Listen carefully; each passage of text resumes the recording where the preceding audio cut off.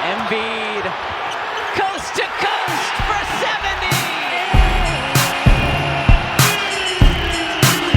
7 straight points by Iverson. Looked like he was dead in the water. Maxey fires!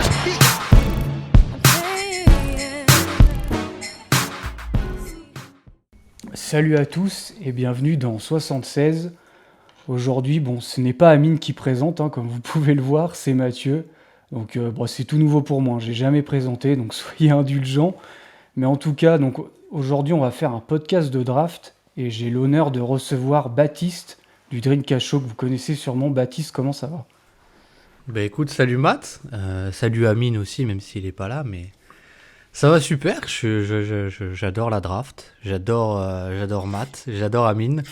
Le monde va mieux quand il y a Amine. J'étais très content qu'il revienne parler de temps en temps, d'autant plus avec toi. Donc moi je vous kiffe. Donc écoute, ça va pour le mieux et toi ?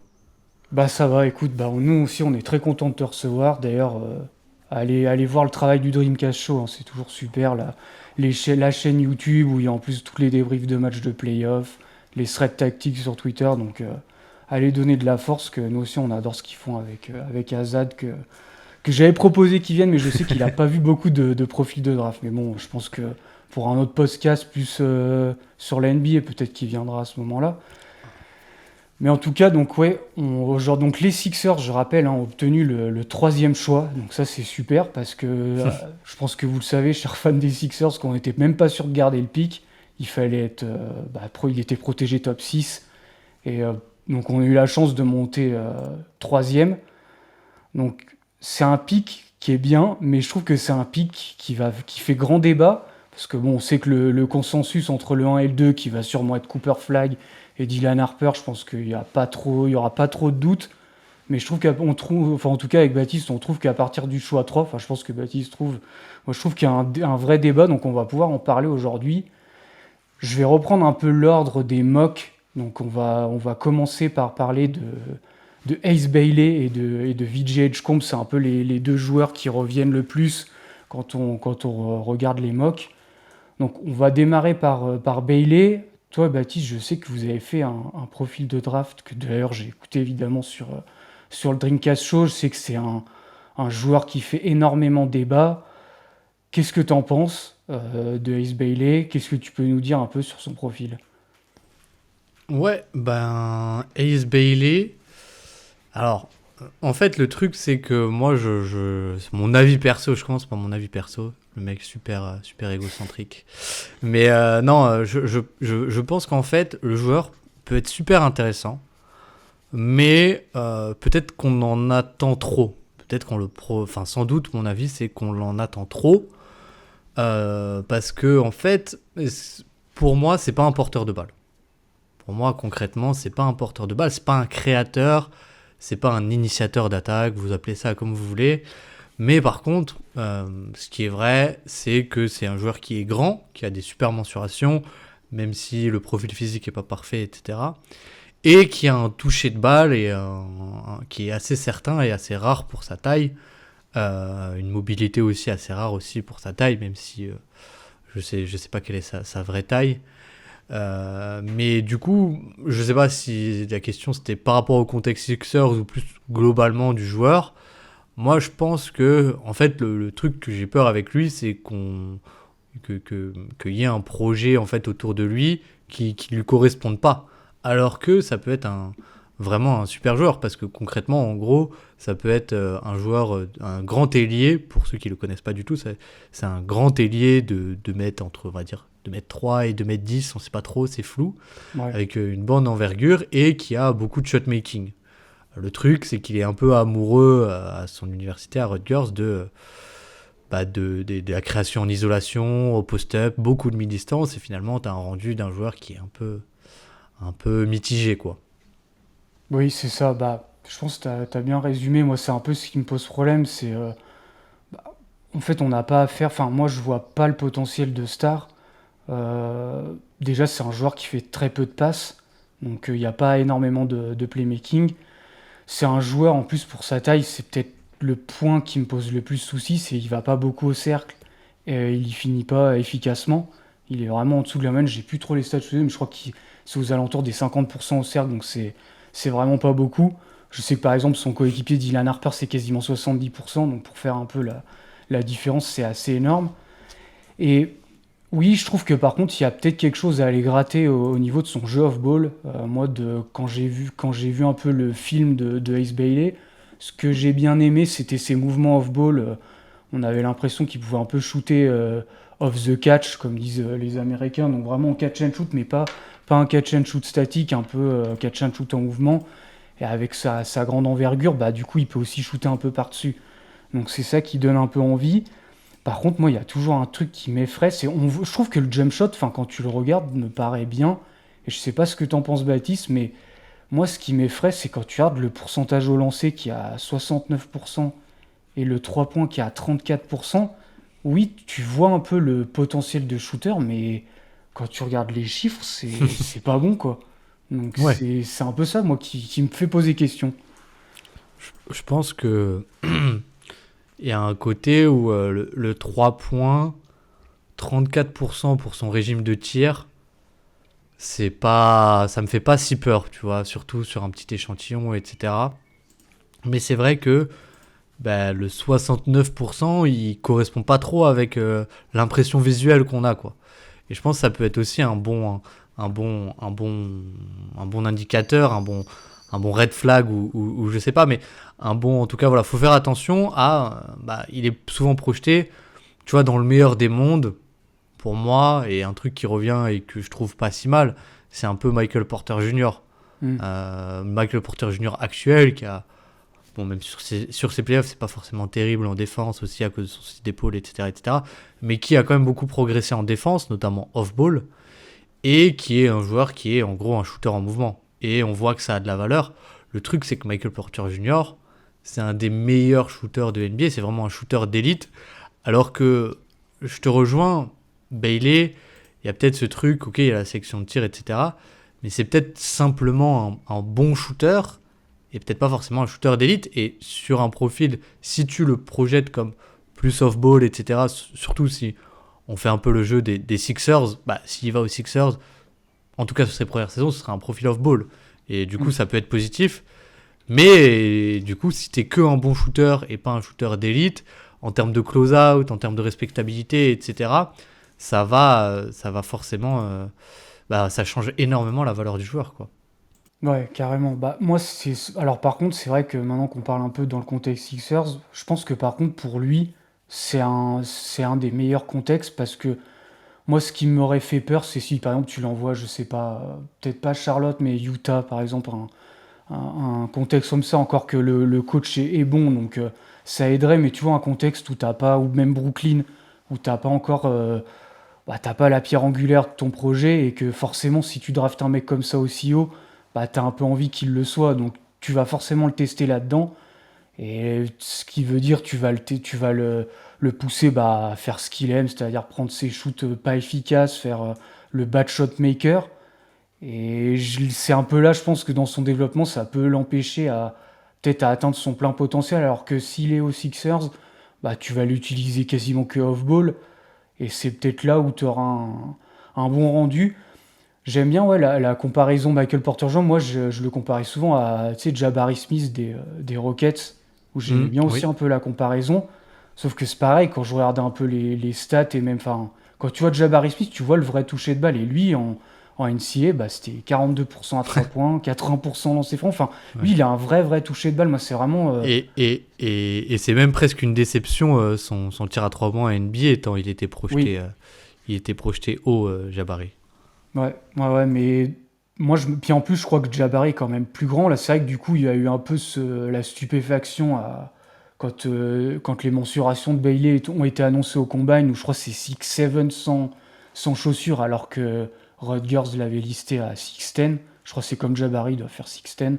Bon, du coup, c'est un peu plus petit. Je crois que l'envergure est de 7 pieds, donc ça reste quand même bien.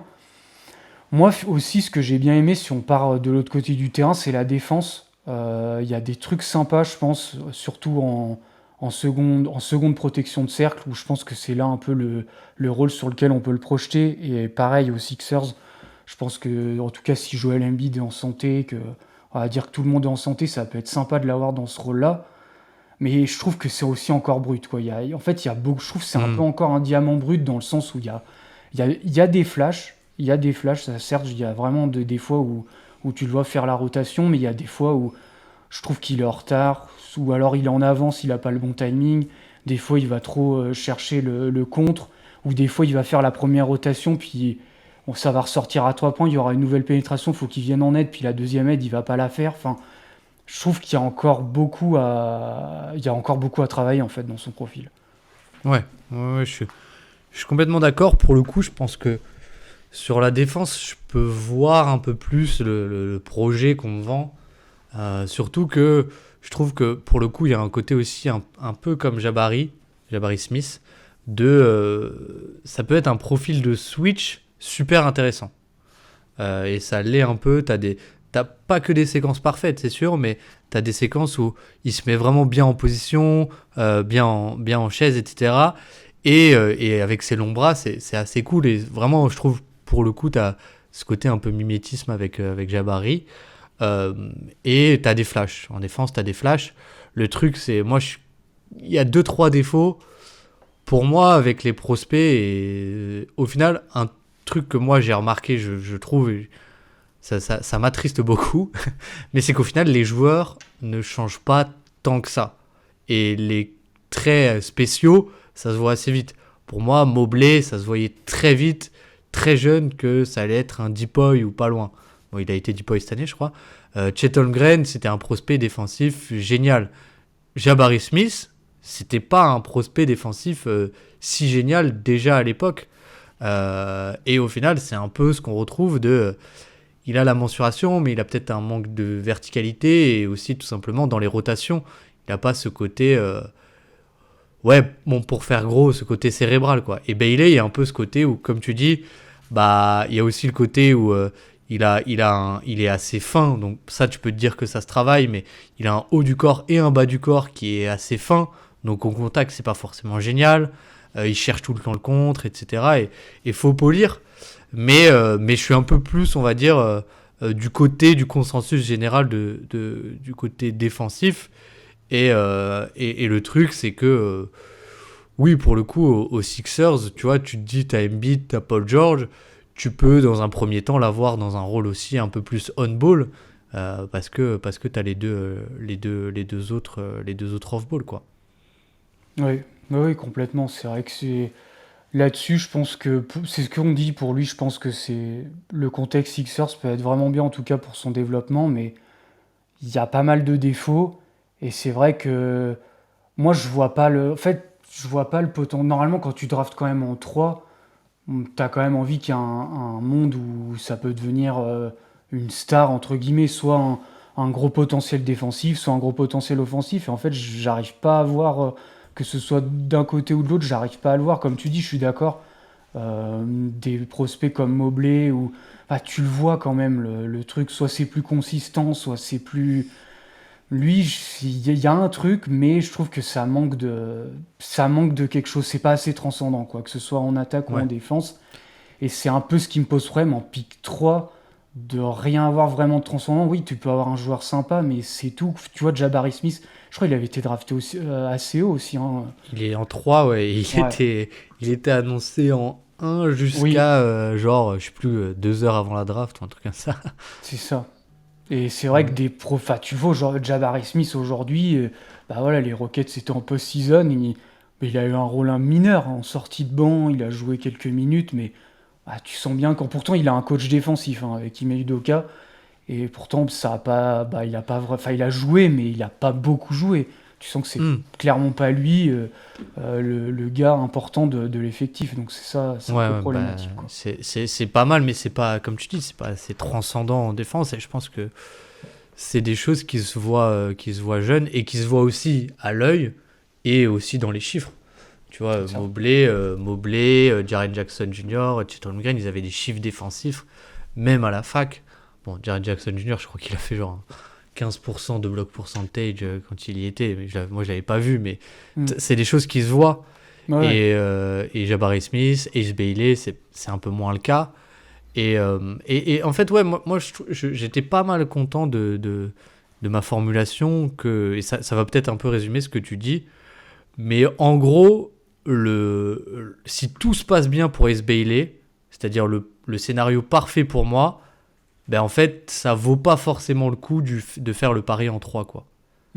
T'as beaucoup de risques pour, au final, une rentabilité qui sera pas... Enfin, quoi qu'il arrive, j'ai du mal à le voir dans n'importe quel monde devenir un ball handler. Et donc, t'as des limitations, quoi qu'il arrive. Donc, je sais pas si ça vaut le coup de le faire en 3, quoi. Ouais, je suis d'accord. Personnellement, je serais étonné que Morey aille sur ce type de joueur parce que, en termes de chiffres, même quand on les a énumérés, je pense que lui, il aime bien aussi tout ce qui est, on le dit souvent, Moneyball, Morey Ball, le Morey Ball où il y a le fameux on-base percentage, combien de fois tu vas sur base, ce qui est un peu le même pendant au basket, c'est l'efficacité, et c'est pas non plus un joueur efficace, Ace Bailey. Donc je serais vraiment étonné que Morey aille sur un joueur comme ça. Mais bon, on peut être surpris, mais moi je pense que ça m'étonnerait. On peut passer aux joueurs un peu qui le concurrence, on va dire, à la draft à la place 3, c'est VJ Edgecombe. Donc là, on a plus affaire à un guard, c'est un guard, un arrière, donc qui a joué à Baylor, qui est pareil, c'est 3&D, qui a un petit peu de passing, un peu de connecting, qui a un playmaking défensif sympa. C'est un joueur qui est sympa, mais tu vois, moi c'est pareil, je suis pas transcendé par Edgecombe. D'ailleurs, je suis curieux d'entendre ton avis, parce que vous avez pas encore fait sur le Dreamcast Show de podcast sur lui. Mais moi, je t'avoue que je suis pas non plus super chaud sur Edgecombe. En fait, c'est un peu comme Bailey, c'est des problématiques différentes, mais je vois pas trop le potentiel de ça. Donc toi, je sais pas ce que t'en penses, Baptiste. Ouais, pour le coup, alors attends, je vais chercher mes petites notes sur lui, mais je pense que déjà, il y a un truc pour ceux qui ne le connaissent pas grossièrement, c'est un athlète assez sensationnel, notamment dans les highlights, peut-être pas partout, c'est peut-être pas un 10 sur 10, mais en fait, c'est un athlète qui est extrêmement vertical, mais qui, en fait, est assez petit. Je crois que c'est sorti même à la Combine, qui fait en gros un 94, quoi, je crois. Ouais, il fait 6'5", je crois. Il a à peu près les mêmes mensurations que Quentin Grimes, d'ailleurs, quand je vérifie. Et pour le coup, il y a un truc qui est un peu décevant, et bon, je sais pas si ça va vraiment jouer ou à quel point ça va jouer, mais je trouve que quand tu le regardes jouer, tu as l'impression qu'il a des bras immenses qui lui permettent de jouer plus grand qu'il n'est réellement. Et en réalité, là, c'est sorti et il n'a pas des bras si grands que ça. Et en fait, pour moi, le problème de Edgecombe, il y a beaucoup de choses qui sont aimées, notamment, tu vois, la défense. La défense, tu as quand même un profil qui est assez polyvalent. Ils le faisaient aussi pas mal jouer dans une zone en 2-1-2, la no-middle zone, c'est-à-dire en gros, on va vous laisser tout, mais pas l'intérieur. Et lui, il était vraiment en plein milieu, donc depuis le nail, il y a eu des trucs assez intéressants. Après, il y a aussi des trucs comme dit off-ball où c'est un peu moins bien, je trouve, avec lui. J'ai vu que tu avais un truc sur les close-out. Ouais. Et je suis assez d'accord, sa technique est pas parfaite. En fait, la zone, c'était parfait pour lui parce qu'il n'a pas de responsabilité de devoir surveiller son joueur en même temps. Et tu vois, je crois qu'il y a le match contre Duke, ils l'ont un peu baladé off-ball et ça s'était un peu mal passé. Ouais. Mais en fait, le problème d'Edgecombe pour moi, c'est que c'est un joueur qui a le jeu d'un ailier, donc vraiment un dribble assez limité, des choses comme ça, mais qui est dans un corps d'arrière en fait concrètement. Et la trend, c'est plutôt l'inverse en gros, essayer d'avoir un meneur en gros dans un corps d'ailier, voire d'intérieur. Et c'est un peu ça le problème avec lui. Après, tu vois, comparé à Bailey, c'est peut-être pas le jeu forcément, etc. Mais je trouve qu'il y a des meilleurs instincts pour le jeu et il a un dribble que j'aime vraiment, mais pas du tout. Ah ouais.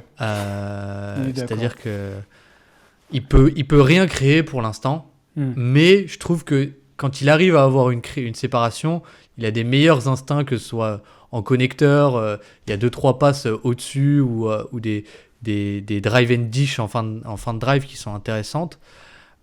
Mais tu vois, voilà, je trouve que rien que le handle, déjà, ça l'empêche aussi, rien que dans sa finition, il arrête son dribble tellement tôt que, en fait, t'as vraiment ce truc de va falloir vraiment du travail aussi avec lui, quoi. Ouais, bah moi, tu vois, c'est le premier truc qui m'a sauté aux yeux, c'est je trouve le handle est vraiment pas bon. Le dribble, il fait un peu saccadé et ouais, c'est comme tu as dit, c'est un super athlète, mais je trouve que ouais, il y a des highlights ultra impressionnants, mais quand tu le regardes par exemple, sur un set arrêté où il doit créer à partir d'un pick and roll avec zéro décalage, mais je trouve pas qu'il est explosif, moi. Le premier pas est pas très rapide. Il arrive pas souvent à dépasser son défenseur, donc il est obligé souvent d'arrêter son dribble avant. Et même quand il y arrive des fois en fin de drive et qu'il doit déposer un lay-up, mais il a pas une verticalité folle, hein. Il arrive bien en fait à décoller quand il arrive à décoller avec ses deux pieds, mais quand il doit décoller de Ouais. un seul pied, bah je Quand il trouve est que- lancé, en fait. Ouais, ben là, c'est là en fait je trouve sur demi-terrain qui doit finir en lay-up d'un pied, ben moi c'est là en fait où je trouve il est pas du tout explosif et c'est ce qui pose problème, c'est que souvent il y a le rim protector qui arrive et puis bah voilà quoi, il se fait contrer et d'ailleurs Après, ouais, vas-y, excuse-moi. non, je trouve que, tu vois, sur ce côté-là, moi, je me souviens que pour le coup, Edgecombe, c'est un des premiers que j'avais regardé. Je me souviens aussi d'un match qui était vraiment mauvais contre BYU où il y avait Yegor Demin Ouais. qui avait fait des super matchs et à ce moment-là, je me disais putain, c'est lui le 3e de la draft en fait. Il est loin le temps, ce temps-là. Mais du coup, j'avais vu Edgecombe et bah après, il y a eu la saison NBA, etc. Donc, je me suis refait du film plus sur la fin. Et c'est vrai que je trouve que tu vois, sur la finition et le footwork, etc., il y a une progression qui est quand même notable. Après, c'est vrai qu'il partait tellement loin que c'est pas forcément. Enfin, c'est pas forcément. C'est peut-être rassurant qu'il y ait une progression, mais ça veut pas dire que c'est génial non plus, quoi. Ouais, c'est ça. Moi, tu vois, la stat que j'avais là, qui a un peu passé sur Twitter, c'est la finition au cercle sur demi-terrain. Il est à 48,9. Je crois, il est dans les derniers parmi ce tableau. Pour donner un exemple, euh, bah, Egor Demin, il est à 61%. Enfin, les meilleurs, ils sont au-dessus des 60%. Jace Richardson, par exemple, il est à 63%. Lui, il est à 48,9. Donc, c'est vraiment pas bon. Et je trouve que ça traduit bien ce qu'on voit quand on regarde les matchs. C'est compliqué. Moi, je trouve que la défense, c'est vrai, est pas mal. Le playmaking défensif est plutôt bon. Moi, en fait, il me fait penser à un joueur, ça va peut-être paraître ultra sévère, hein, mais moi, il me fait un peu penser à D'Anthony Melton en défense. Euh, il a un peu les mêmes Ouais. qualités, les mêmes défauts, où il est fort, bah, comme tu disais, en zone, quand il doit un peu dézoner, défendre en stun, tout ça, il est bon là-dedans, mais un peu comme était Melton. Par contre, je trouve que la navigation d'écran d'Edgecombe, elle est pas bonne. Souvent, il meurt un peu dans l'écran, enfin, il a pas une bonne navigation d'écran, c'était un peu le même défaut de Melton. Et par contre, le rebond, je trouve qu'il est assez bon au rebond, et Melton, c'était aussi un peu une de ses qualités, donc je trouve qu'il y a un peu le même.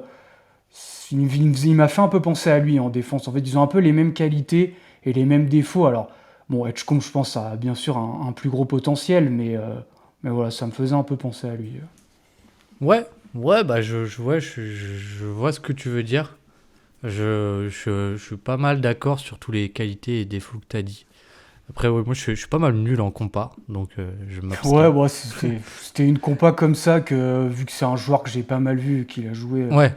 du côté des Sixers, Et, mais c'est vrai que, bah, moi, c'est vrai que j'ai un peu le même problème qu'avec Bailey. Pour moi, choisir un joueur comme ça. Je pense que par contre, il a un plancher assez safe. Enfin, tu peux ouais, quand même ouais. faire quelque chose. Je vois à peu près le profil, comme tu as dit. Le playmaking peut être sympa quand quand il doit pas créer le premier décalage, mais bah, dans le rôle un peu de connecteur. Ça, je pense que je le vois bien. Même en défense, je pense qu'il y a quand même des choses à aimer. Je pense qu'il y a un plancher assez safe où je serais même pas étonné qu'il soit assez vite même titulaire dans pas mal de contextes. Mais par contre, le plafond, c'est pareil, je vois pas quelque chose. Moi, je le vois pas devenir une star. il y a trop de défauts en fait pour. Ouais, Donc- ouais, bah, je suis pas mal d'accord, ouais. Le côté défense on-ball est assez safe et cool, où t'as vraiment des séquences un peu... allez, je vais dire un nom, mais on y va, mais Lou Dortienne, où tu vois, il y a ce côté un peu parfois étouffant on-ball, et Ouais. t'as du playmaking aussi, pas que sur les lignes de passe, mais aussi on-ball, où t'as l'impression qu'avec ses longs bras, il peut aussi intercepter, vraiment juste étouffer son adversaire. Et après, en attaque, il y a un truc aussi, je trouve qu'il a beaucoup plus que Bailey, et qui, je pense, est une de ses vraies qualités, c'est aussi qu'il peut attaquer le contact, et qui peut un peu plus provoquer des fautes. Ça se voit pas forcément parce que... Enfin, ça se voit pas encore exceptionnellement bien parce qu'il n'y a pas forcément le footwork. Et comme dit, en fait, il y a plein de fois où il s'arrête avant d'attaquer le cercle. Mais ça peut être sympa. Après, un truc aussi qui m'empêche de le voir devenir une star, c'est le dribble. Les passes sont sympas, mais sont pas non plus géniales. Et le shoot, en fait, il a une mécanique où je pense, comme tu dis, ça va rentrer assez rapidement en catch and shoot en NBA. Et ça peut du coup devenir un joueur assez cool, peut-être pas en année 1, mais peut-être année 2 ou 3, et même peut-être année 1. Mais il a une mécanique qui est très lente, qui est presque en 2 temps, où il doit vraiment descendre, monter le ballon, puis, enfin, c'est une mécanique vraiment très très lente. Et là, devant mon écran, je faisais le geste, donc ça servait à rien. Mais non, et en fait, pour moi, en fait, il n'a pas du tout une mécanique de pull-up. Il a une mécanique de catch and shoot, et ça se voit notamment sur ses mi-distances.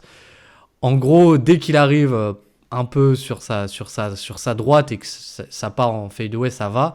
Mais dès qu'il faut, par exemple, derrière un écran, sur pick and roll, il peut pas du tout prendre de pull-up parce que c'est trop lent, quoi. Et bon, ça se travaille peut-être, mais il y a un peu ce côté un peu upside créateur que je vois pas du tout, quoi, non plus. Ouais, bah c'est vrai que je l'avais noté aussi, c'est pas un joueur de pull-up parce que il est 86% assisté sur les 3 points, donc c'est vraiment c'est un joueur off-ball en fait. C'est vraiment un joueur off-ball. Si on fait un peu dans le contexte Sixers, bon, on dit souvent, c'est vrai, il faut pas drafter au fit, mais c'est vrai que par contre, si les Sixers le prenaient, je trouve que ça fait un peu doublon dans le rôle avec Quentin Grimes. Ça fait vraiment. Comme je disais, ils ont les mêmes mensurations, ils ont les mêmes. Ils joueraient un peu au même endroit, quoi. C'est un peu moi aussi ce qui pourrait me poser problème, même si. Comme j'ai dit, le fit, des fois, c'est pas ce qu'il y a le plus important. Mais si tu veux, si vous voyez un potentiel de star en edge comb, je serais totalement d'accord. Mais c'est vrai que là, du coup, si on projette un peu un 3&D++, je trouve que c'est un peu ce qu'est Quentin Grimes. Et en plus, Quentin Grimes, c'est largement meilleur, évidemment. Oui, en tout cas, Day One, il sera meilleur. Après, oui, t'as peut-être un potentiel de slasher avec Edgecombe que t'as pas avec Grimes, Ouais. mais bon. Moi, j'aime bien Edgecombe. J'avoue que je sais pas trop quoi en faire, en fait. Pour le coup, genre, vraiment, je trouve que, tu vois, c'est un type de joueur que moi, j'aime beaucoup parce qu'il y a, comme dit, il y a plus d'instinct un peu pour le jeu. Je trouve c'est vraiment des goûts personnels. Peut-être que chacun préfère visuellement ce qu'il veut, mais tu vois, ce côté pas ball stopper, je trouve qu'il l'a beaucoup moins Oui. qu'un Ace Bailey ou même peut-être qu'un Trey Johnson dont on va parler. Et c'est assez cool. Le truc, c'est que, ouais, pareil, je trouve que en fait, j'ai du mal à comprendre pourquoi est-ce qu'il partirait en 3, quoi. Alors que j'adore vraiment le joueur visuellement, tu vois. Je sais, il est un peu comparé à lui, alors pour le coup, moi, je comprends pas trop. Mais au frère Thompson, pour moi, en termes même, ça peut paraître bizarre, le toucher de jump shot, ok, Edgecombe est en avance. Mais sur les skills balle en main ou des choses comme ça, ouais, et même ne serait-ce que la taille, en fait, il fait 10 cm de moins que les frères Thompson, quoi. Et dans l'athlétisme, les frères Thompson sont beaucoup plus complets en tant qu'athlètes, quoi. Donc, voilà. Et même malgré ça, ils ont été draftés en 4 et 5, je crois. Et bon, voilà. Et on sait même pas encore si ça va devenir des stars. Donc, Edgecombe, j'avoue avoir un peu plus de doutes. C'est vrai que ouais, les frères Thompson, j'ai aussi vu cette comparaison.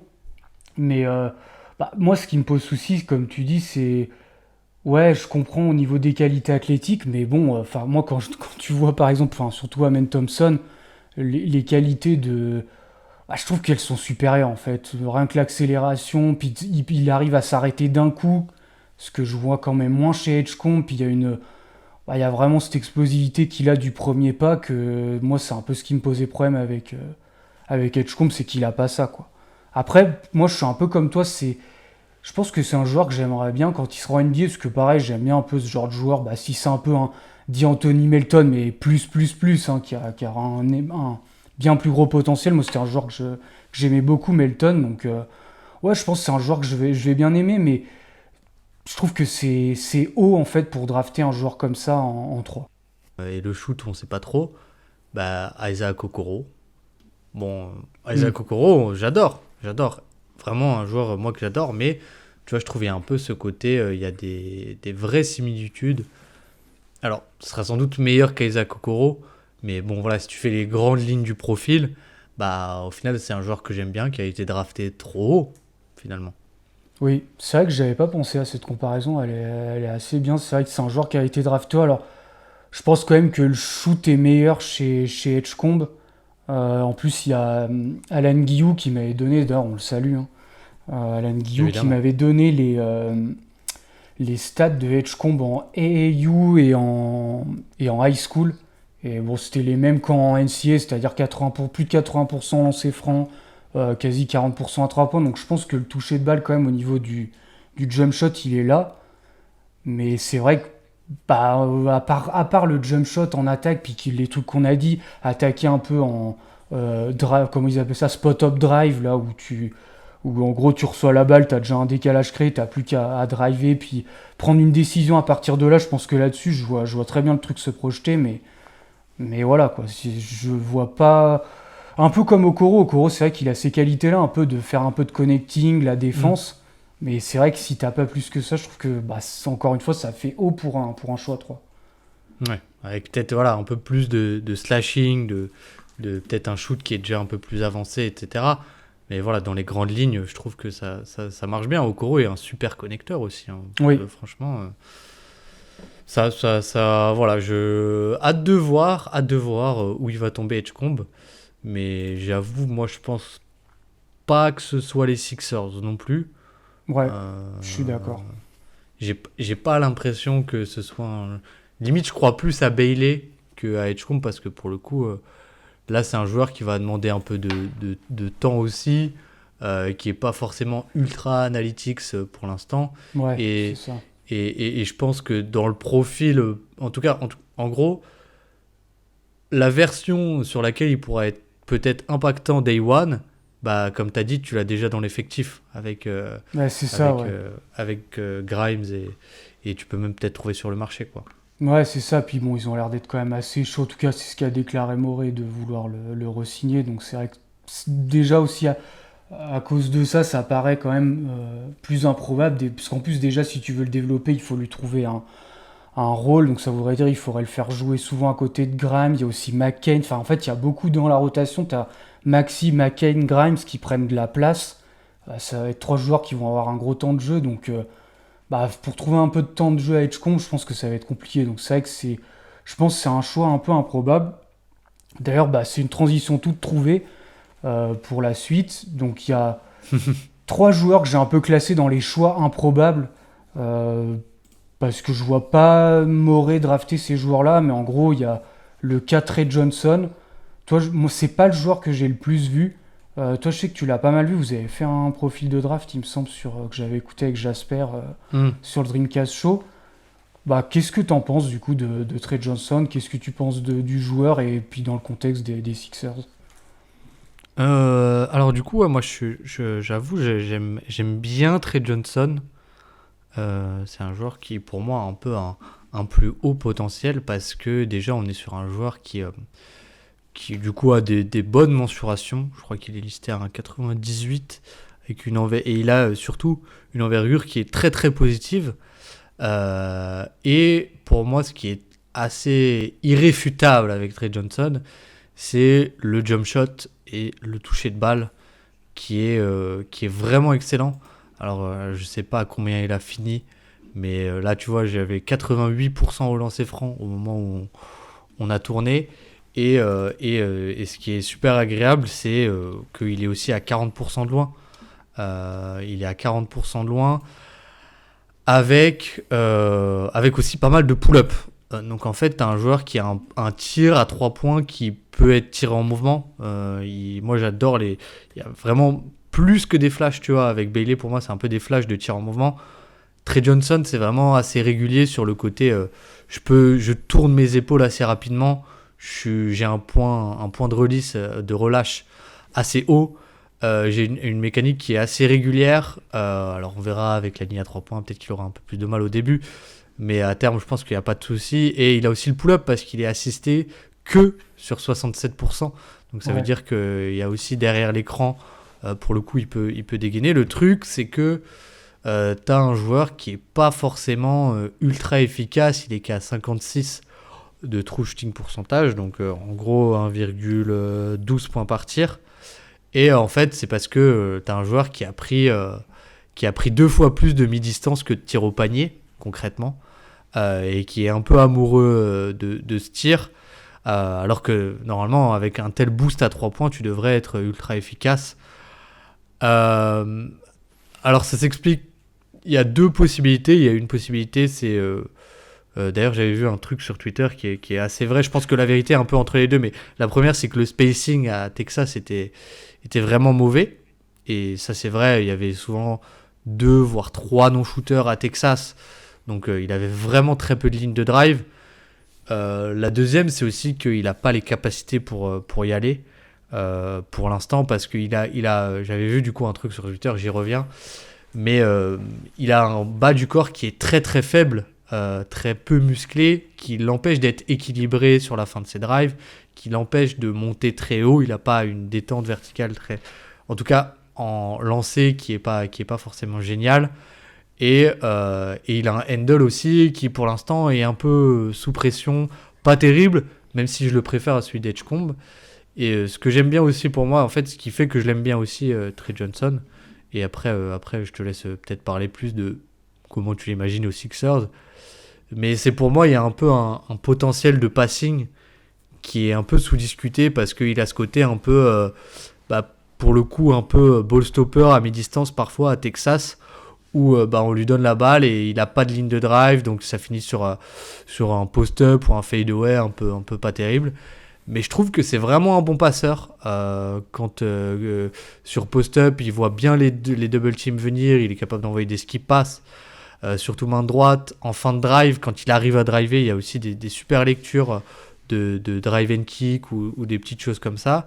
Et je pense qu'il y a un peu plus de potentiel à la passe que les 2 autres, un peu plus de potentiel de création. Maintenant, c'est vrai que défensivement, c'est un peu... c'est positionnel, quoi, on va dire, si on est positif. Ouais, t'as bien résumé.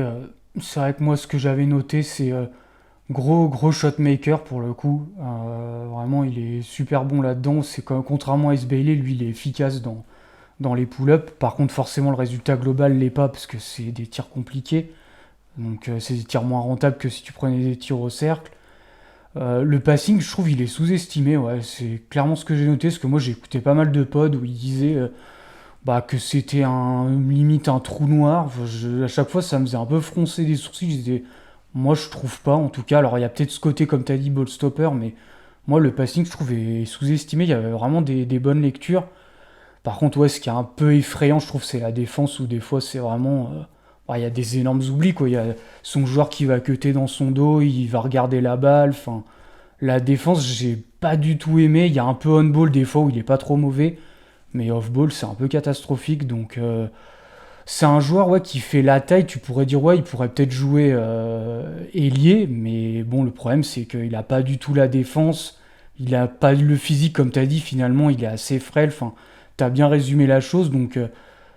Ouais, c'est un peu pareil, c'est un peu un joueur que j'ai du mal à voir du côté des Sixers, parce que ce serait plus pareil, un joueur que tu ferais jouer du coup sur tes lignes arrière, et comme on a dit avec Edgecombe, ça paraît compliqué quand t'as déjà Maxey, McCain, des joueurs sur lesquels, même si Embiid, admettons, si on va dans le côté négatif des Sixers, il est blessé, qu'il ils rejouent pas ou qu'en gros les Sixers repartent sur une nouvelle ère.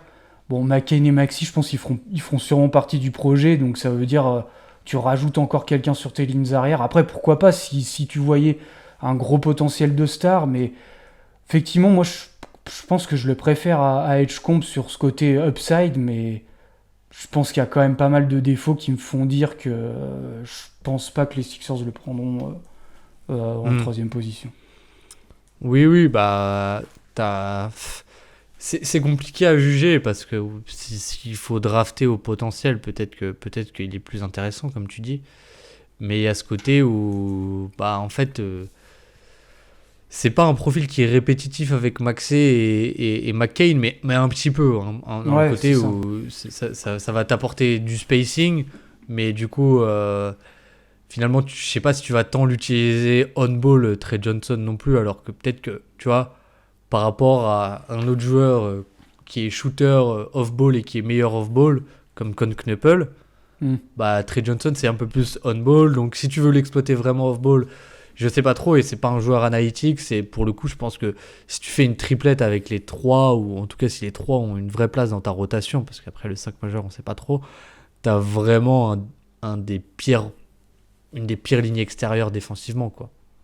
Ouais, bah c'est ça, je pense, qui pose le plus de problèmes. C'est que c'est vrai que là, si tu alignes les 3 en même temps, ta défense, ça va être très problématique, là. Donc je pense que c'est aussi pour ça que je le vois pas aux Sixers. Donc bon, voilà pour Trey Johnson.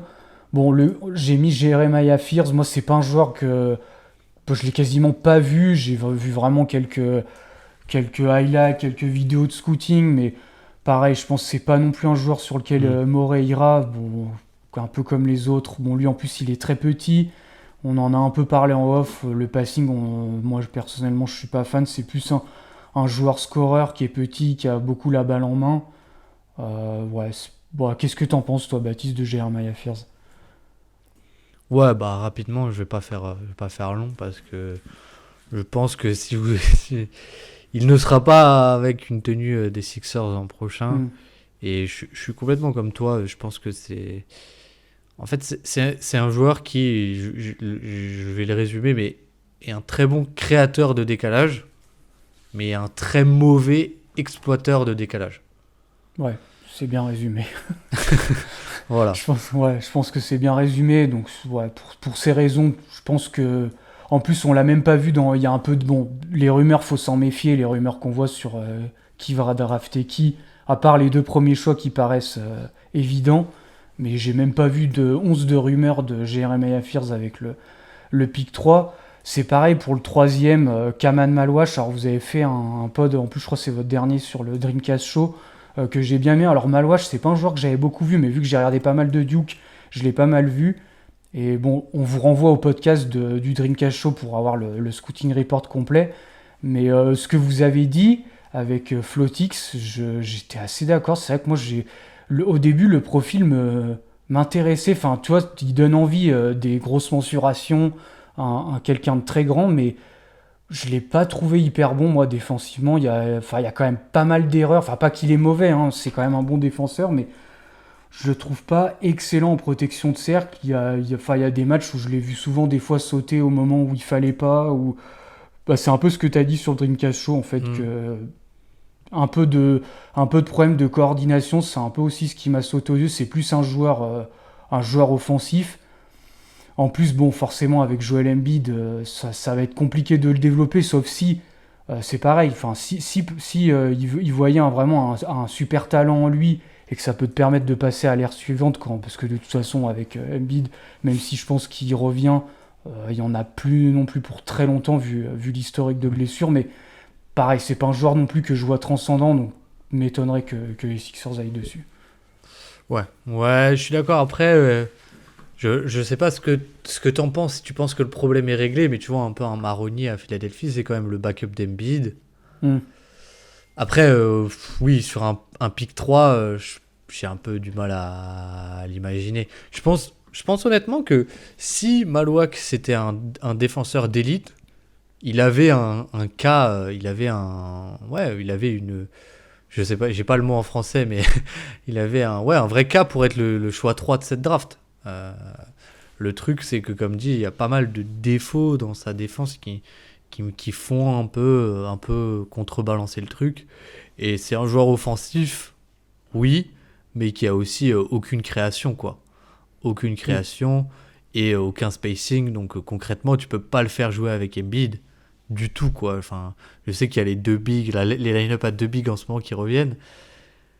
Mais ouais, j'ai un peu du mal à y croire aux Sixers et beaucoup de mal à y croire en 3, quoi. Bah, c'est ça, oui, il y a toujours ce truc du backup pivot où effectivement ça a toujours été un problème, mais bon, drafter un backup en 3 ça me paraît quand même.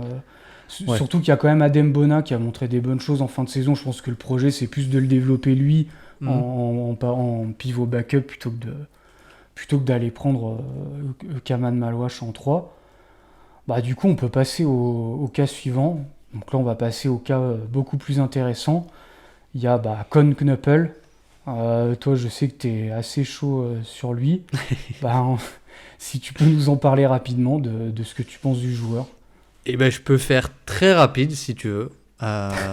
Pour moi, c'est le meilleur shooter off-ball que j'ai vu avant la NBA.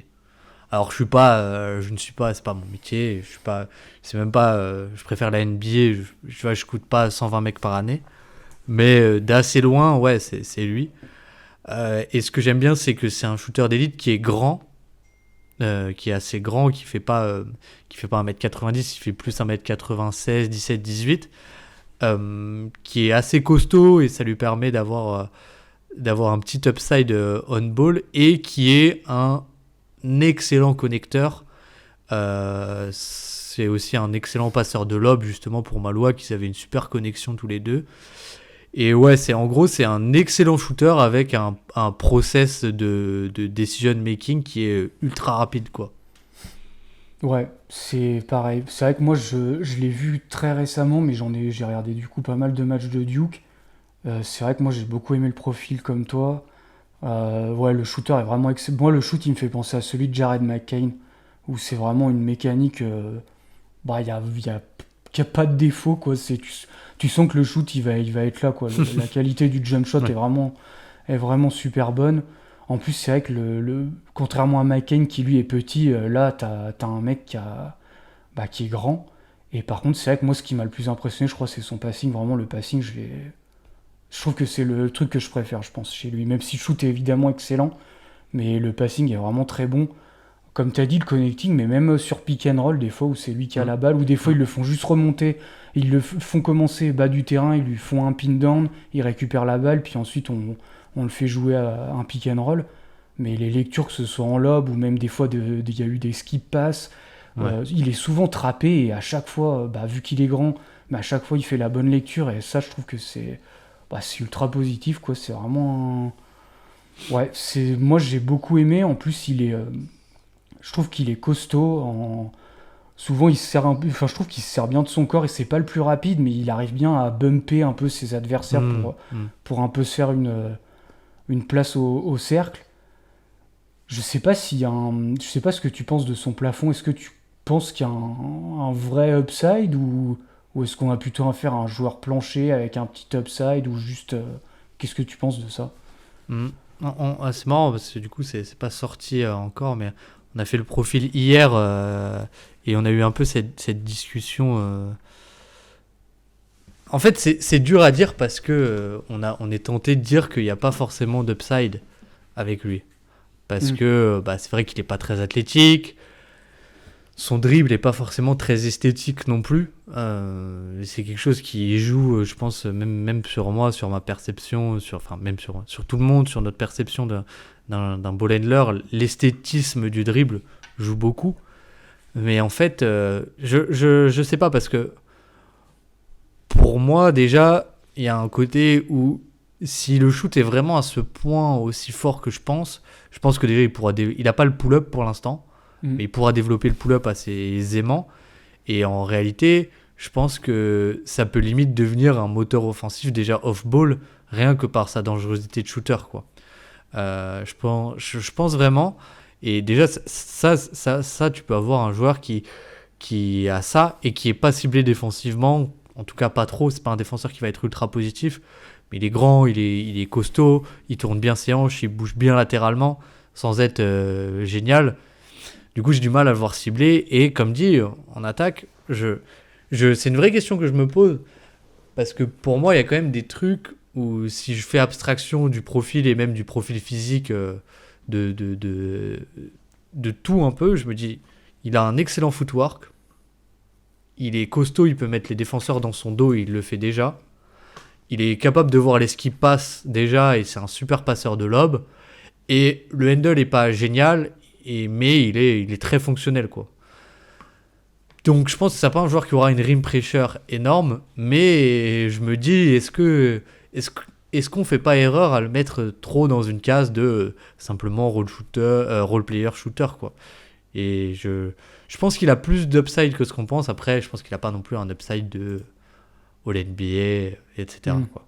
Je suis assez d'accord, ouais. Moi aussi, c'est un peu la question que je me posais ces derniers jours. En voyant, je disais, ouais, j'aime tout ce que je vois, il y a pas beaucoup de défauts. Même la défense, où on pourra avoir un peu ce biais à dire, je le trouve pas si mauvais, moi. Même, je trouve qu'en défense au ball, il est bon. Enfin, en tout cas, quand il faut aller taguer les mecs derrière, quand il faut aller taguer le roller, enfin, il fait les bonnes lectures, ce qui est un peu logique, vu qu'il a un bon process. Enfin, on le voit avec le passing qu'il a, c'est un peu lié. Je le trouve intelligent, en tout cas, dans ses placements. Alors oui, il y a eu des matchs, je crois, contre Baylor, où il a eu un peu plus de mal on-ball. Il se fait un peu, des fois, un peu dépasser par des profils plus rapides. C'est un peu logique, ça, j'ai envie de dire. Mais je trouve que la défense est quand même plutôt bonne. Alors oui, en NBA, peut-être que, comme tu as dit, il sera peut-être pas ciblé, ce sera peut-être pas... Est-ce que ce sera un défenseur positif? Peut-être pas. Peut-être qu'il sera juste neutre et ce sera déjà très bien.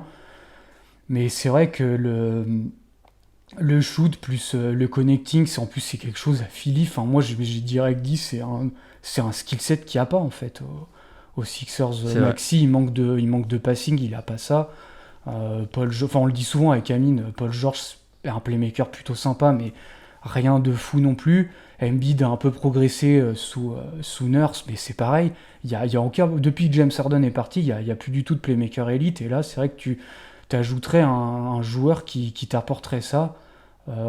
Un peu à la Duncan Robinson, en fait, où il y aurait la menace de shoot, et puis il pourrait profiter de cette gravité-là pour faire le passing, en fait. Ouais, Et complètement. puis il y a aussi ce côté drive quand même, où je pense qu'il y a... Ouais, comme je suis d'accord, le dribble est pas le plus beau du monde, c'est pas le gars qui a le premier pas le plus rapide du monde. Par contre, il y a un côté, moi, que j'aime bien, c'est...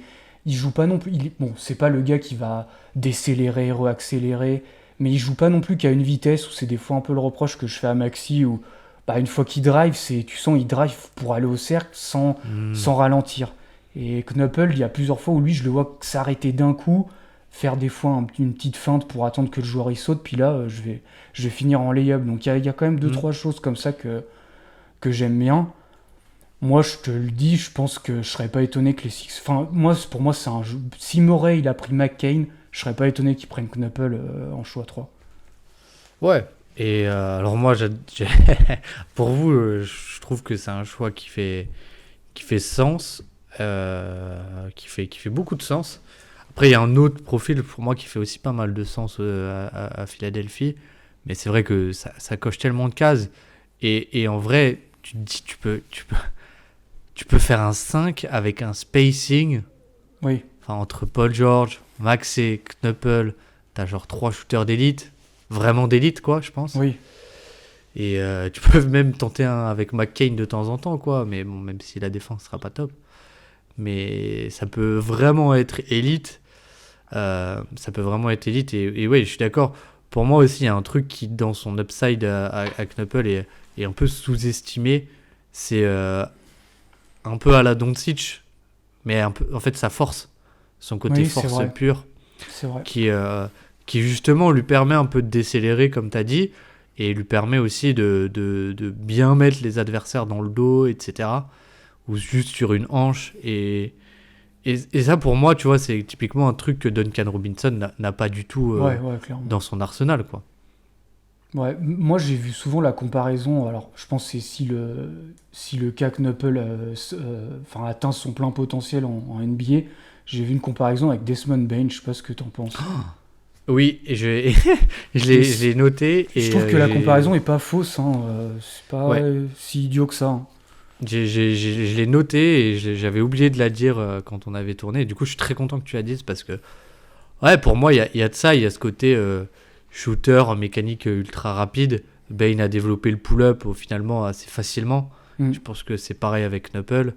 Et Bane a développé ce côté drive, finalement, non pas à une vitesse, pour reprendre un peu ce que tu disais, mais vraiment à deux vitesses. Et ses meilleurs drives, c'est quand il arrive à ralentir, bien utiliser la menace de roll ou de pop, et ensuite aller jusqu'au cercle. Et ouais, moi j'adore cette comparaison. Je trouve qu'elle fait vraiment beaucoup de sens. Et en vrai, Desmond Bane, c'est un joueur top 50 NBA assez Bah, facilement, c'est ça. je pense. Hein. Bah, c'est ça, là c'est le deuxième créateur de Memphis, quoi, d'une équipe qui est très forte, quoi. Donc c'est ça qui Oui. est, ouais, ça pourrait très bien être ça, et si c'est ça, ce sera déjà génial. Mais ouais, moi il est vraiment Morey friendly, on va dire dans. Ouais. Et, Moi, il me fait, ouais. et quelque chose que j'avais noté qui va un peu dans ce côté Morey friendly, mais que j'aime bien, c'est si tu prends les pourcentages zone par zone sur du coup Bartorvik, Oui, qui est ensuite en gros un Excel géant de la NCAA, ouais, je connais et que bien. tu compares à Trey Johnson. En fait, Trey Johnson, il est à 40% à 3 points, Knuppel est à 40%, 41%. Trey Johnson est à 38% à mi-distance, Knuppel est à 40% aussi. Donc on est à peu près pareil. Et au cercle, Knuppel est à 63 et Trey Johnson est à 60. Une petite différence, mais c'est pas énorme. Et en fait, quand tu regardes le true shooting, il y en a un qui est à 55,7 et l'autre qui est à 64, je crois, 64,5. ouais. 64,5. Donc en fait, tu as 10 points de différence quasiment. 10 points de différence en true shooting, en fait, ça fait, sur 100 possessions, ça fait quasiment 20 points de différence. Et sur quoi ça se situe alors qu'ils ont quasiment les mêmes efficacités? Un petit peu sur la capacité à provoquer des fautes qui est meilleure chez Knuppel, mais pas de grand chose. Et en fait, surtout sur la répartition des tirs. Parce que Knuppel, il prend aucun tir à mi-distance quasiment. Et Trey Johnson, il a un peu ce côté où, comme j'ai dit, il en prend énormément.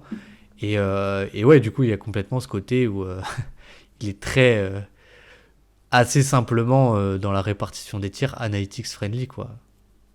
Ouais, bah carrément, ça me fait penser, vu qu'on parle de stats, il y a Ben Pfeiffer qui a fait je sais pas si tu l'as vu passer, il a fait une métrique qui s'appelle Big Time Pass, en gros, pour expliquer rapidement, il valorise, enfin en plus c'est un truc qui traque à la main, donc j'aime bien ce genre de truc, on peut se dire c'est pas un truc trop biaisé, puisqu'il le fait lui-même, ça va pas se baser sur des trucs où des fois il y a des angles morts, mais il va regarder un peu les passes qui créent des lay-ups, des lancers francs, enfin les high value assists, et Knuppel, je crois il est premier, j'avais vu.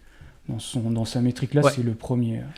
Ouais, il y a Knuppel. Bah, là, je l'ai sous les yeux. Ouais, je voulais le retrouver, je l'ai Knuppel, pas retrouvé. Knuppel, Derrick Queen, Noah Penda, Colin Murray Boys et Trey Johnson, c'est le top 5. Après, il y a un truc pour moi qui est un peu un angle mort avec ça. C'est que, en gros, si j'ai bien compris, c'est la fréquence de passes. Oui, Mais du coup, la fréquence se base sur le nombre total de passes que tu fais. ouais, Par exemple, ouais, c'est vrai. si tu fais 2 passes et qu'il y en a une sur 2 qui est de haut niveau, tu as fait 50% de big time play, quoi. Big time C'est pass. ça. Et du coup, c'est un peu. C'est pas mal, mais c'est un peu bizarre parce que du coup, tu as des profils genre Igor Demin ou Yakushonis ou des joueurs comme ça qui sont très bas, mais en fait, ou même Harper, parce qu'en fait, ils font plein de passes qui sont normales aussi à côté. Ouais, quoi. c'est vrai. C'est vrai aussi. Oui, ça valorise les gens qui en prennent pas forcément beaucoup, mais qui font des passes qui valorisent Ouais. de high value. Ouais, c'est vrai qu'il y a. Ouais, tu fais En bien fait, de c'est bien préciser. pour les connecteurs. Je pense que c'est Oui, c'est bien vrai. pour évaluer les connecteurs. Et typiquement, tu vois, un Edgecomb est très bas là-dessus. Et on peut se poser des questions là-dessus. Ouais, complètement. Mais c'est vrai que je pense que moi, par contre, tu vois, je vois un passeur plus qu'un connecteur quand même. J'ai l'impression chez Knuppel. Je trouve quand même ses lectures il y a des fois, c'est lui qui initie le pick and roll. et qui fait la lecture. Moi, c'est vraiment ça que j'ai bien aimé. C'est pas juste j'attaque forcément un pré-décalage et à partir de là, je fais la bonne lecture. C'est vraiment moi, lui qui va appeler l'écran, il va prendre le pick and roll, on va le trapper. Souvent, il est trappé parce qu'on a peur de son shoot. Et là, il va faire une skip pass ou la passe au roller ou une passe en lob. Enfin, souvent la bonne lecture. Et ça, c'est vraiment un truc que j'ai vraiment aimé chez lui, contrairement à d'autres profils où on peut se dire c'est juste des connecteurs. Lui, je trouve qu'il y a quand même un peu plus que ça. Ouais. Après, je pense que tu vois, il y a aussi cette notion de gravité de scoreur en fait, qui C'est ça, débloque le passing. Ouais. Et je pense Ouais, que bien lui, sûr. c'est ça qui peut être assez cool, c'est qu'il peut complètement l'avoir aussi en NBA. Tu vois, il y a plein de passeurs qui sont excellents, mais qui ont juste pas la gravité. Lui, c'est un peu la combinaison des deux. Ouais. Et ça peut vraiment être cool. Ça peut vraiment être cool. Je vous souhaite de l'avoir, franchement. Ouais, moi ça m'étonnerait pas qu'il soit prêt en 3, très sincèrement. On va pouvoir passer au profil suivant, du coup, je sais pas si tu avais des choses à rajouter. Non.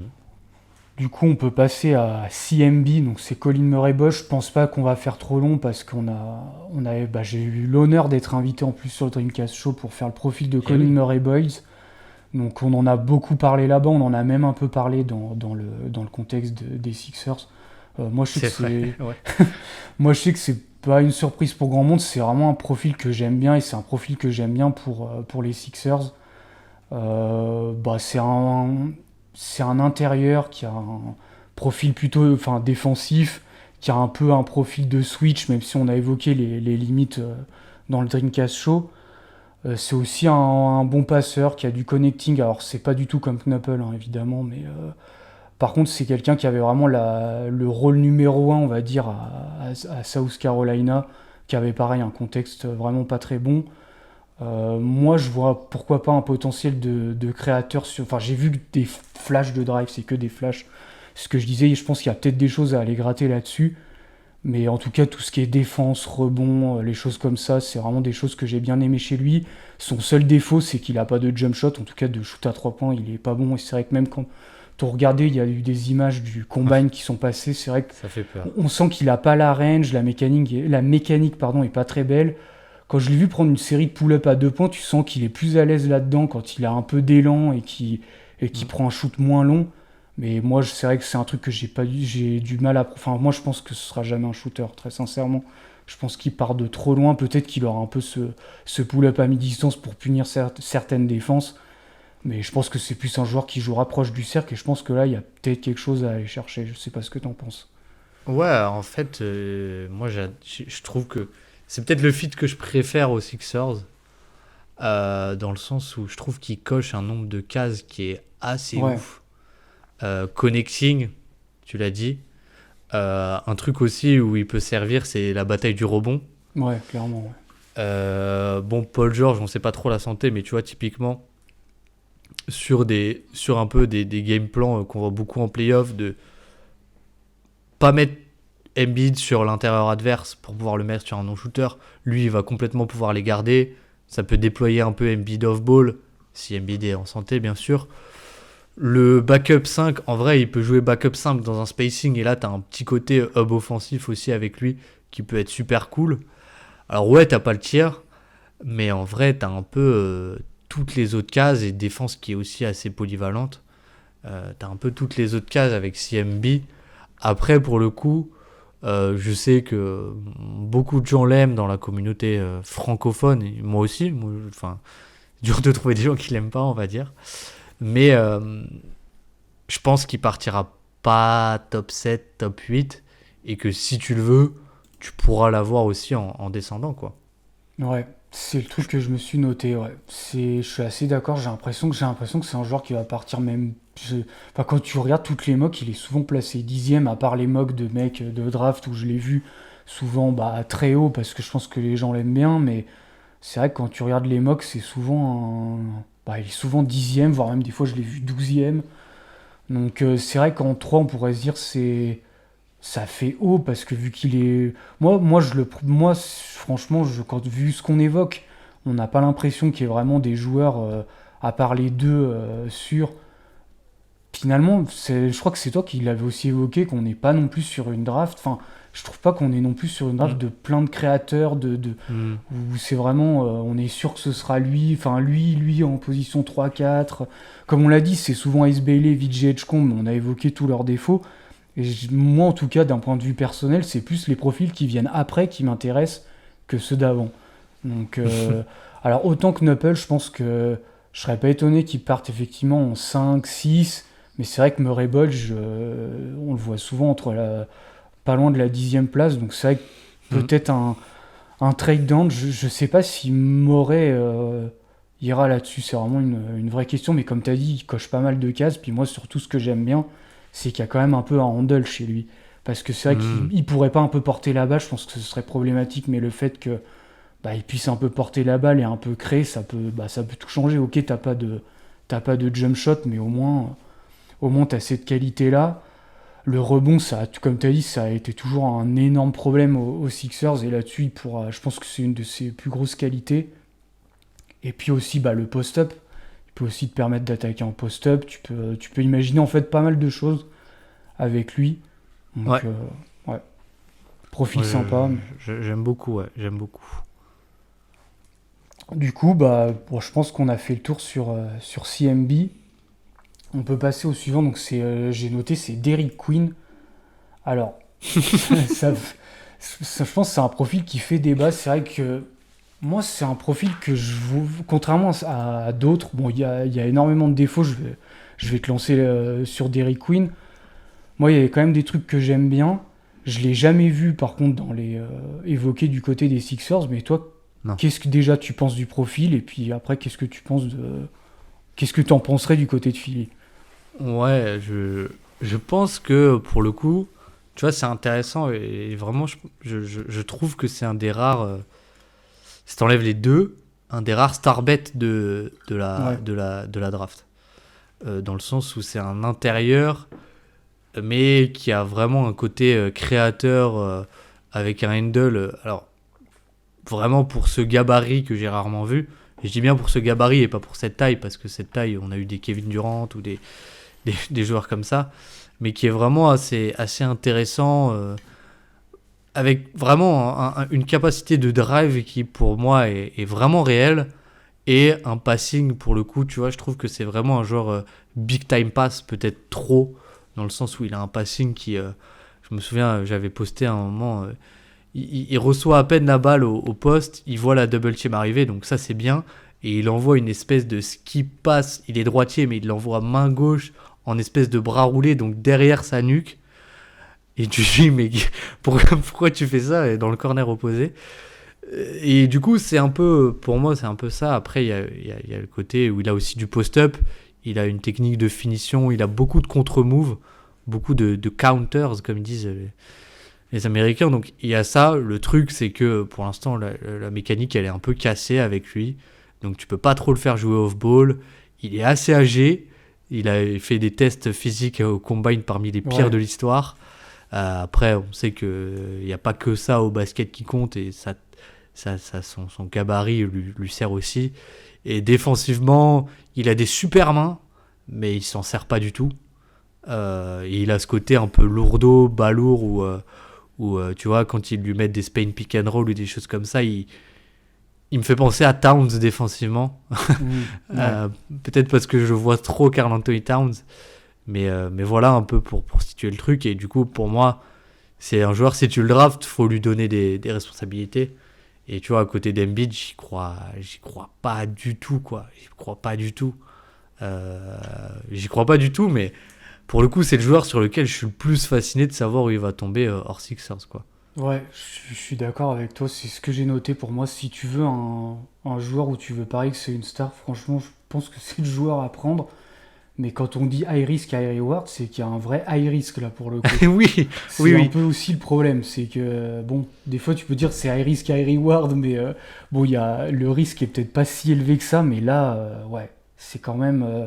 Moi, c'est vrai que le côté drive, il a une capacité de décélération qui est hallucinante. Ouais. Ça m'a fait halluciner, j'ai vraiment adoré ça. Je crois qu'il va énormément sur la ligne, ouais, c'est ça, il a 54.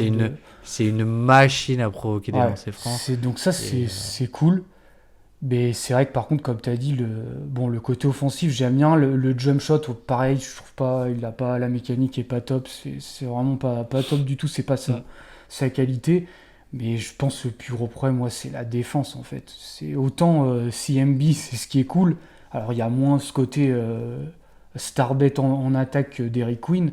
Mais au moins, t'as un super bon défenseur que là, Derrick Queen, c'est là où c'est compliqué en fait. C'est là où c'est compliqué de le voir, de le projeter du coup.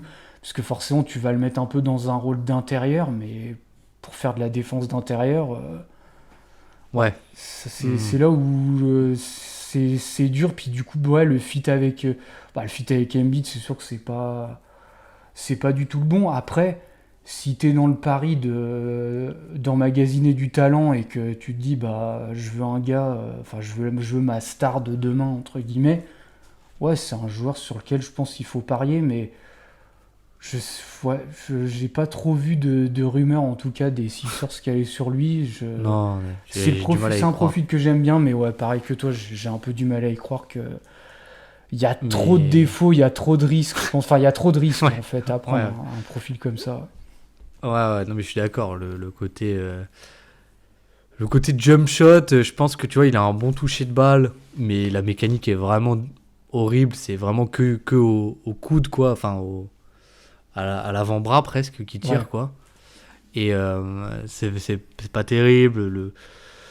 Ouais, il y a beaucoup de problèmes, quoi. Il y a beaucoup de trucs avec lui, la défense, le jump shot, le côté aussi jeu off-ball en attaque. Tu sais pas trop comment ça va se passer. Et pour le coup, il a l'âge de Victor, c'est un 2004. Hein. Donc Ouais. il est déjà aussi vieux. Donc en fait, ça fait beaucoup de choses à corriger C'est vrai. en peu de temps. Faut vraiment y croire pour le prendre. Je pense que. Ouais, je pense pas que Embiid. Je pense pas que Daryl Morey il le prendra. Ouais. Ouais, on est d'accord. On est d'accord. On a fait le tour des profils que j'avais notés. Je sais pas si toi tu voyais d'autres choix. J'en avais noté un peu en disclaimer. J'avais noté Jakusionis, Noah Esangwe. Je sais pas si. Bon, Esangwe, c'est un peu. J'ai l'impression que c'est un profil que je vois de plus en plus pop là. Récemment, moi je l'ai pas du tout regardé, hein, j'avoue. J'ai pas du tout regardé. Ça me paraît un peu haut Hmm. en 3. Jakusionis, toi, je sais que c'est un profil que t'aimes bien. Est-ce que tu penses que. Ou est-ce que tu vois d'autres choix qui pourraient être Ouais. faits en 3? En 3 pour le coup, pas vraiment. Peut-être moi ouais, Jakusionis, j'aime bien parce qu'il y a ce côté mini starbet. Donc il y a je peux voir le potentiel avec très peu de risques en fait. Hmm. Pour moi, ouais, il y a un côté, c'est déjà un connecteur exceptionnel, un excellent passeur, avec un jump shot qui est là, il a un footwork, il a ce côté feel for the game. Après, la question c'est est-ce qu'il arrivera à être suffisamment dangereux au scoring, mais je sais pas, j'ai l'impression qu'il est plus annoncé, on va dire, entre 5 et 10 que entre 3 et 5, quoi. Hmm. Après, et pareil, je sais pas si c'est vraiment ce profil-là que tu as envie d'avoir aux Sixers. En fait, même si tu draftes un guard, je pense que tu as plus envie d'avoir un côté. Tu préfères avoir Knuppel qui a un shoot qui est C'est déjà ça. élite, en fait. Après, ouais. Il y a ce côté où si tu trade down, t'as des profils qui peuvent être intéressants. Ouais, moi, Esangwe, je l'ai pas vu du tout. Je sais pas, je sais que Jace Richardson a une certaine hype, mais tu vois, c'est un peu, pour moi, il me fait aussi pas mal penser à Quentin Grimes au final, quoi. Enfin, Ouais. dans le profil. Pour moi, je trouve qu'on a fait le tour. Après, ouais, tu peux peut-être, je sais pas, mais si tu trade down et que tu récupères genre 2 picks, bah peut-être que plus bas, tu peux avoir un Richard Fleming ou un Nick Clifford ou je sais pas, mais tu vois, là, on n'est plus du tout sur le pick 3, quoi, et c'est Ouais, c'est vraiment, ça. c'est trop dur de se projeter, quoi. Ouais, je suis d'accord. Je suis d'accord. Moi, c'est vrai que c'est. On le voit pas mal pop en ce moment, des possibilités de trade down. Je serais pas du tout étonné que ça arrive. Mais Mhm. par contre, pour moi, c'est pas de trade down hors du top 10. Tu récupères un choix, soit par exemple Brooklyn, qui a le choix 8 et qui en a d'autres dans cette draft. Donc, soit tu échangerais ton 3 et tu prendrais le 8 de Brooklyn plus un autre. Ils Qu'ils ont le ont 19, ouais, je viens Ouais, de voir. voilà, le 19, voilà. Moi, je vois bien, je vois très bien un truc comme ça se produire si, en tout cas, Morey cherchait à le faire, mais je le vois je vois pas les Sixers sortir du top 10, ça m'étonnerait. Je pense qu'ils ont vraiment envie de drafter un profil, mais je serais pas étonné par contre qu'ils descendent un peu parce que, comme on a dit, j'ai pas l'impression que les joueurs qui sont attendus en 3, 4, 5, enfin peut-être 5, mais en tout cas 3, 4, j'ai pas l'impression que c'est les joueurs qui intéresseront les Sixers et j'ai pas l'impression que c'est les joueurs qui ont un peu de starbet, quoi, comme on a dit. Donc, Ouais, c'est vraiment une ouais, possibilité, ouais. je suis d'accord. En plus, les Sixers ont vraiment un super département de scouting qui est Ouais. méga fourni et avec pas mal de pointures pas mal basé sur la data aussi, hein, forcément. Donc, ouais, après, le truc, c'est que si tu vas en 8 et en 19, en fait, la question, c'est qui tu veux. Qui tu veux vraiment. Parce que je pense que je suis quasi sûr que Knuppel sera plus là en 8. Ouais. Donc, si c'est lui que tu veux, en fait, c'est une opération qui C'est est pas ça, facile à mener, quoi. C'est ouais. vraiment, c'est pas évident, quoi. Il faut aussi voir qui a envie de monter, quoi. Ouais, c'est vrai que s'ils veulent absolument Knuppel, c'est sûr qu'il sera disponible après la place 3, mais c'est vrai que c'est pas garanti qu'il le soit. Tu vois, là, il est projeté en 7 sur Tankaton, je vois, mais il y a le Jazz, hein, je crois qu'il y a le Jazz qui est en 5, et je crois qu'ils ont d'autres pics, il me semble, ils ont le 21. Ouais. Il y a Jazz, en fait, il y a pour moi Jazz, Wizards, Pélican, et j'ai C'est vrai du qu'il y en a un, mal. ouais, je suis d'accord, c'est vrai que c'est vrai qu'il y en a un des trois qui risque de le prendre, ouais. Ouais, ça risque d'être le cas, ouais. Mais bon, on verra. Ouais. Et il y avait aussi un. Alors, il y a eu la rumeur, je crois que c'est hier, hein. J'aimerais bien avoir ton avis là-dessus. On a vu la rumeur que le pick pourrait être tradé. Moi, j'y crois pas trop. D'ailleurs, je crois que ça a été Ah. démenti. Mais que, en gros, le pick 3 avec Paul George contre Kevin Durant. Toi, t'en penses quoi de ça? Je trouve que si tu le fais, c'est un sacré aveu de la santé de Paul George. Enfin, un sacré Ouais. désaveu, du coup. Mais dans l'idée, je suis même pas. Enfin, en fait, si tu fais juste profil, si les deux sont en santé, je trouve que Paul George a un côté défensif qui est beaucoup plus transcendant et qui est beaucoup plus Embiid compatible, quoi qu'on en dise, que KD. Du coup, voilà, pour moi, si ça se fait, ça veut vraiment dire que, ok, Paul George, ça va plus dès la saison prochaine, en fait. Ouais. Parce que les Sixers, on va pas se mentir, comme tu as dit, je pense qu'il y a quoi, il y a 1 ou 2 années encore dans le chargeur, quoi. Donc Ouais. ça veut dire que si dès l'année prochaine ça va pas, c'est un peu comme ça que je le ressens, quoi. Bah, ouais, ça peut être un aveu de faiblesse, parce que pour moi, ça veut dire que tu veux te décharger, parce que Kevin Durant, il lui restera 1 an. Paul George, je crois, il lui reste 3, du coup. Ça voudrait dire, en gros, c'est pour se débarrasser un peu du contrat de Paul George. Ou alors tu veux retenter un coup avec Kevin Durant. Moi, je t'avoue que je suis pas fan de ce choix. Enfin, KD, il va avoir 37 ans, là, à l'année qui arrive, là, au début de la saison prochaine. Bon, évidemment, c'est toujours un joueur ultra fort, il est ultra efficace, mais je trouve que dans l'impact, en tout cas, du jeu collectif, il en a de moins en moins, quoi. Il y a un moment, j'ai pas mal regardé les Suns, parce qu'on en parlait avec Greg, qu'on salue aussi. Mais c'est vrai que moi, ce qui me choquait, c'est dès que Devin Booker sortait du terrain et que, en gros, c'était un peu la Kevin Durant offense, en fait, il se passe pas grand-chose, quoi. C'est beaucoup d'ISO, il crée pas beaucoup de jeux. Maintenant, il va plus du tout au cercle. Enfin, moi, c'est un peu ça, tu vois, qui me pose problème avec Kevin Durant. Ouais, oui, je partage complètement cet avis, Même quoi. si je pense évidemment c'est un joueur plus fort que Paul George, et puis Oui. comme tu as dit, je pense que moi c'est vrai que la défense, moi Paul George c'est un jeu. En fait, je sais que beaucoup critiquent Paul George, je suis d'accord, il a pas fait une bonne saison. Moi c'est ce que je dis souvent, je descends pas du train. Pour moi le Paul George qu'on a vu, c'est pas le vrai Paul George. On a vu le Paul George de la dernière année aux Clippers avant qu'il soit transféré, avant qu'il soit signé plutôt du côté de Philly. Pour moi, il a fait une super saison. Et même en défense, j'ai même re-regardé quasiment tous ses matchs quand il arrive du côté de Philly. Franchement, il a fait une excellente saison, que ce soit en défense et même en attaque. Bon, pour moi, ce qu'on a vu, c'est pas pour moi. Soit il y a eu un déclin énorme, mais j'ai quand même un peu du mal à y croire. Mais pour moi, c'est pas le vrai Paul George qu'on a vu. Oui, bah, il y a un truc pour moi qui est flagrant, j'ai plus les chiffres sous les yeux, mais le shoot, quoi. Ouais, je Le crois qu'il est. Le Ouais, shoot, c'est pas un truc qui part comme ça d'une c'est saison ça. à l'autre. À la limite, les qualités athlétiques ou je sais pas, la détente verticale, oui, c'est possible. Le shoot, du mal à y Ouais. croire. Bah, surtout que beaucoup disaient oui, il va pas au cercle. Bon, ça fait déjà 3-4 ans qu'il y va plus trop au cercle, hein, Paul George, hein. Puis ça, non plus, ça a jamais non plus été sa qualité première. Donc, ouais. Oui. Ouais, on est d'accord. On est d'accord. Et donc, bah, pour finir, bon, je crois qu'on était un peu spoilé, mais si admettons, Merde. bah, les Sixers gardent le choix 3, toi, qui tu prendrais?